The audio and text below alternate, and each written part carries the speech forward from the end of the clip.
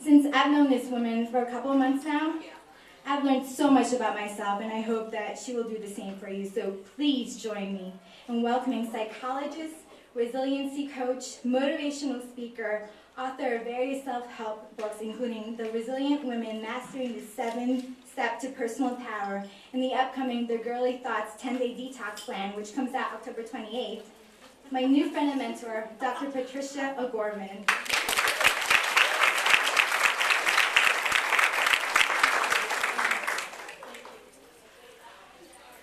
Well, it's a great pleasure to be here. Oh my God, this is dazzling. You should all stand up and look at each other. Oh, well, it's a pleasure to be here and to be working with Joan and Lisa. It's, you know how as women you meet somebody and you connect? And Joan and Lisa and I met on the phone. We met and we connected. And we just knew we were destined to do great things together.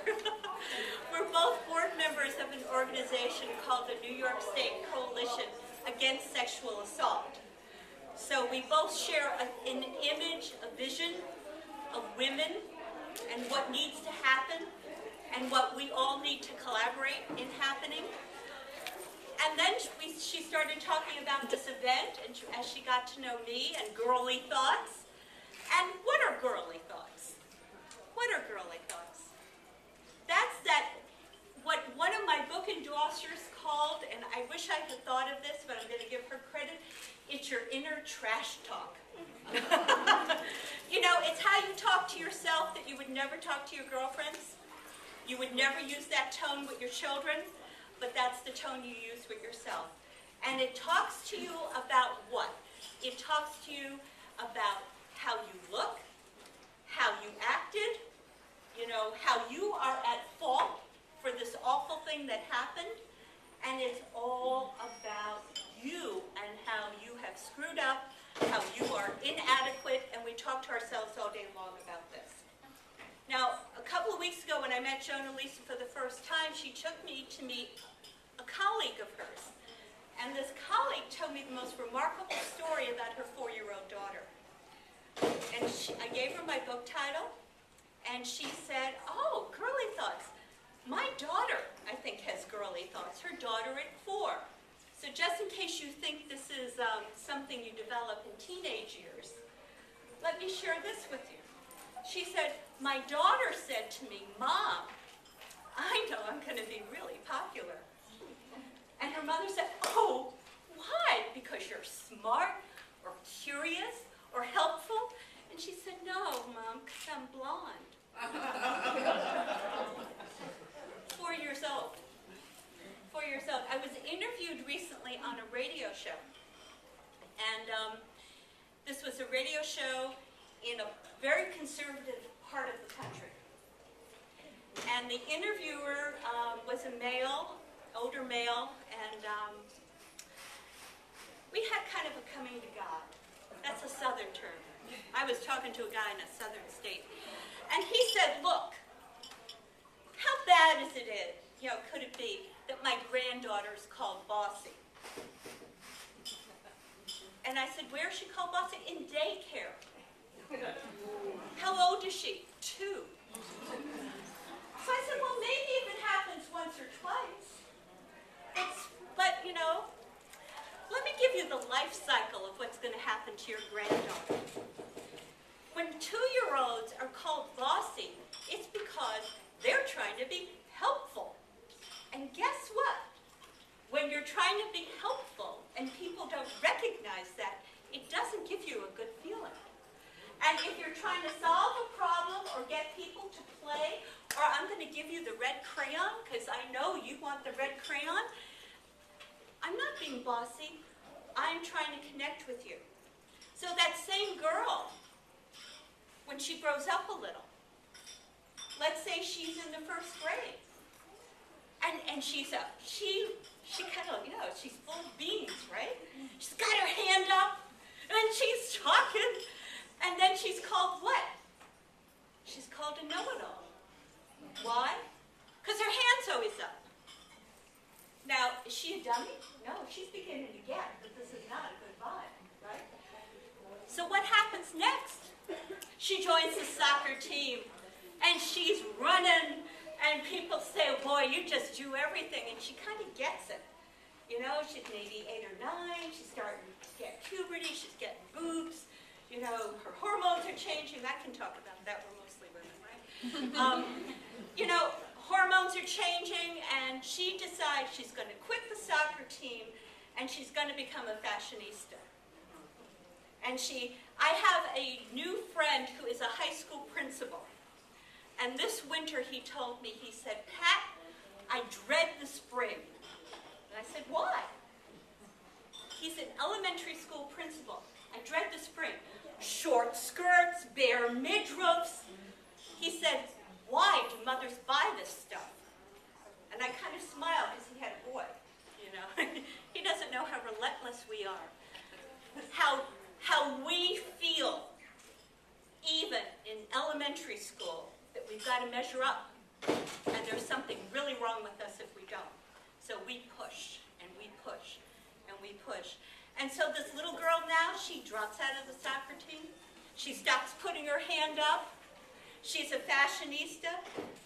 And here with a colleague, Dick, she develops a very subtle eating disorder.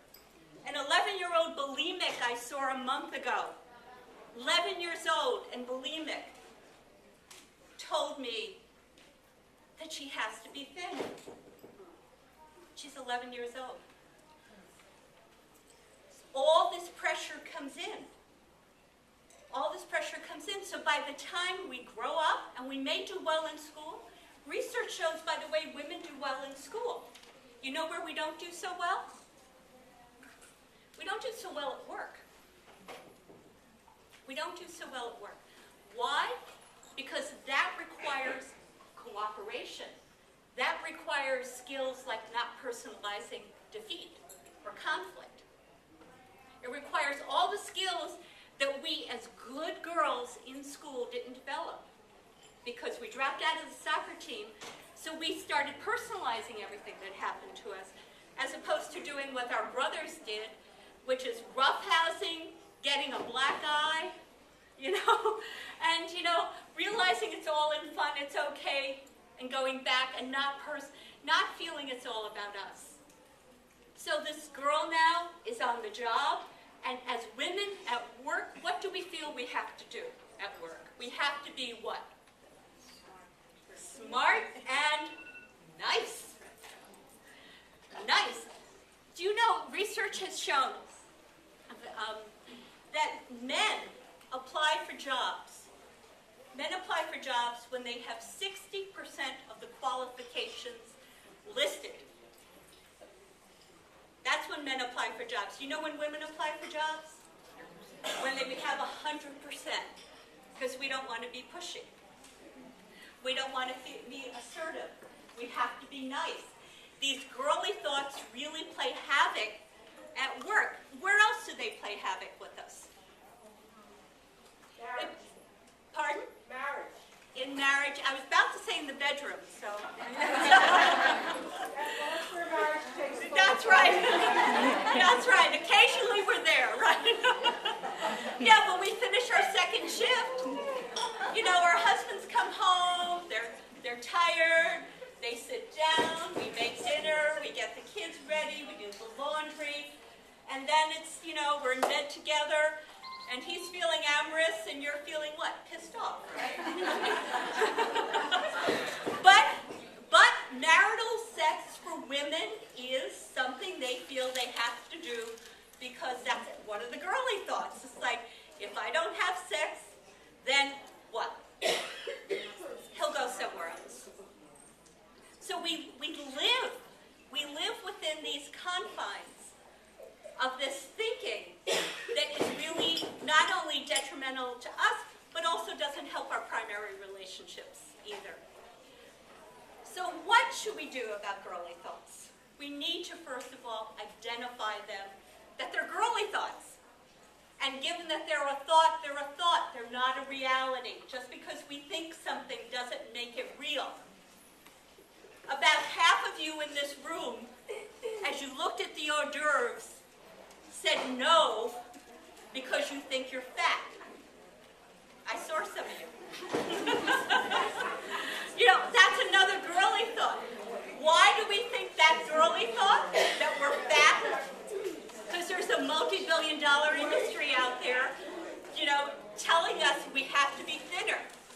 if your doctor says you're thinner, that's one thing, you know, that you need to be thinner, but most of us walk around oppressed by that.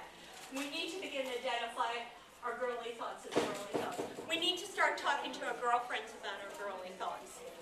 We need to out these girly thoughts when we see them digitally in magazines and in movies. It's, you know, Julia Roberts' job to look beautiful. She said in a recent interview the reason why she looks beautiful and so natural, she has a whole team of people helping her look beautiful and natural. You know, most of us have the job of me being a psychologist, you are in sales. I mean, we've got other jobs. We have other responsibilities. That's not our job. We don't have to hold ourselves to those standards. And by the way, she's digitally altered. Her pictures are digitally changed. So even she doesn't look like who she is. So we need to identify this unreality that we live in. We need to identify how we are really hurting ourselves by these girly thoughts and get support from our girlfriends so we can out our girly thoughts and literally detox from them and free ourselves to have our life. So thank you, ladies.